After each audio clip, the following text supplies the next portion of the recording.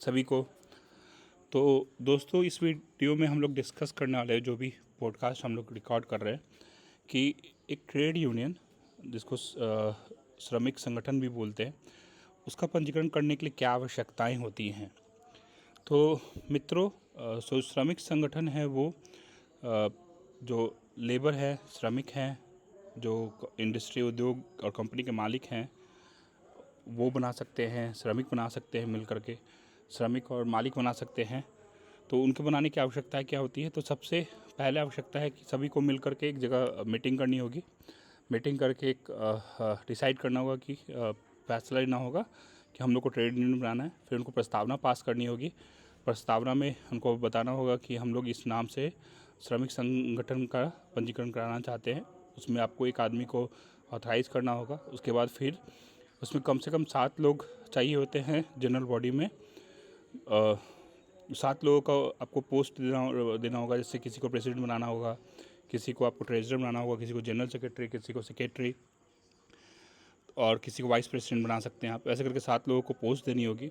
उसके बाद आपको मीटिंग का रजिस्टर बनाना पड़ेगा। मीटिंग का जो आपने प्रस्तावना पास किया है उसका मिनट बुक बनाना पड़ेगा। आपको एक खर्चा दिखाना पड़ेगा, जो भी कैश पेमेंट और कैश का वाउचर है उसकी कॉपी देनी होगी। एक आपको इनकम दिखाना पड़ेगा, जो मेंबरशिप फी ले रहे हैं उसका कैश रिसीट का वाउचर लगाना होगा। इसके अलावा आपको बायलॉज बनानी होगी, जो श्रमिक संगठन का जो कानून बताता है कि श्रमिक संगठन जो है कैसे बनेगा, कैसे बंद होगा, उसके मेंबर्स कैसे चेंज होंगे। तो बायलॉज आपको बनाना होगा, जिसको कॉन्स्टिट्यूशन भी बोलते हैं, संविधान भी श्रमिक संगठन का।